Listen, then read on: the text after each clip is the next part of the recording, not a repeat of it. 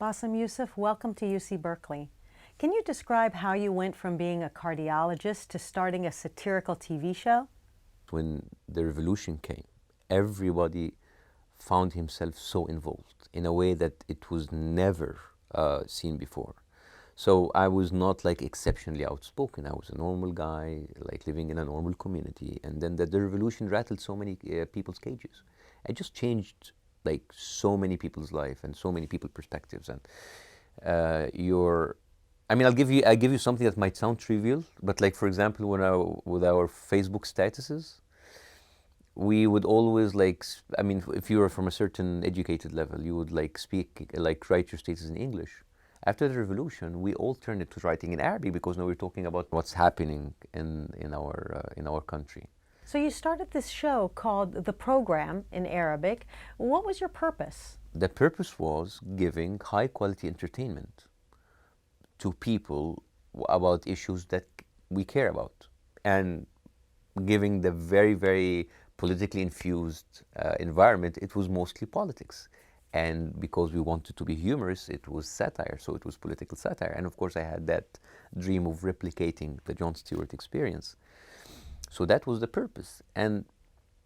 But also the purpose has changed as we continue to do the program, because suddenly people kind of looked up to us in a way that we did not ask for.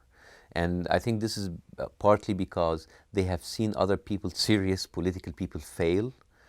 So people reverted to satire, which is, number one, weird. Number two, it puts a lot of pressure on us. So we were always put in a position by our supporters to be their voices, and by our enemies as being a target. One of my episodes, I said, the end of this program will be because you're putting too much hope and too much weight on the role of the program.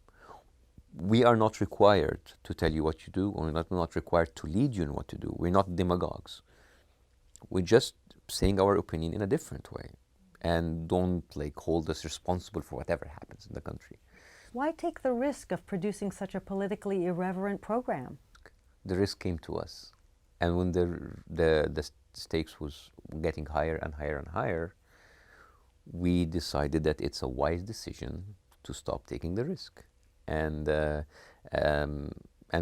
is why, I always tell people, hey, I'm not a Nelson Mandela, and I don't want to be. It's not my role.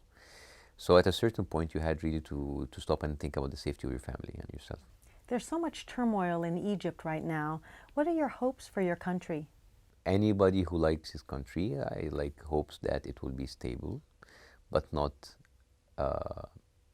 falsely stable, because there's stability. There are some of the biggest dictator countries in the world that stable, but what is stability? Because there's such a certain kind of stability that you live in a bubble and you think everything is stable until it bursts and you think, oh my God, that's not stable at all. And I think coexistence is a big word, and diversity is another big word. And these two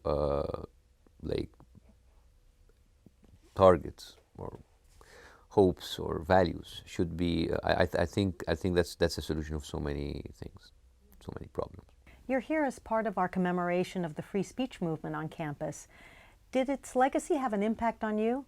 It's amazing what actually happened here in Berkeley 50 years ago. And I've always been a big fan about that era, about the civil rights movements and about what happened, because I think maybe we need in our region a civil rights movement of our own. And to actually stand here and to be in the same spot that actually originated, it's an honor to be here. It's an amazing, amazing place to be here. Having gone through college yourself, and then having gone on to 2 careers so far as a cardiologist and a TV personality, is there any advice you can offer to our students? I don't think that your life choices are limited to your college life.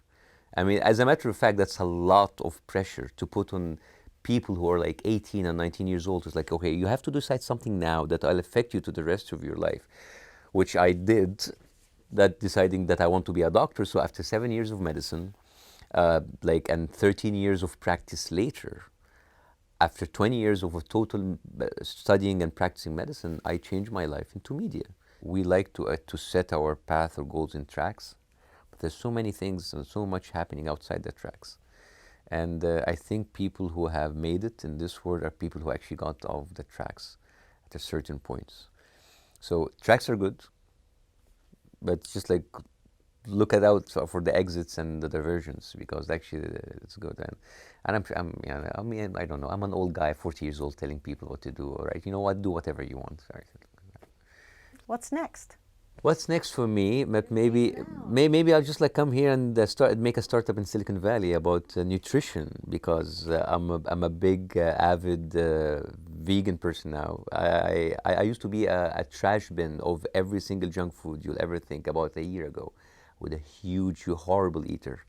Now I'm vegan for 1 year now. I do triathlons and half marathons. I'm running the next Sunday's half marathon in San Francisco. People tell me I look younger.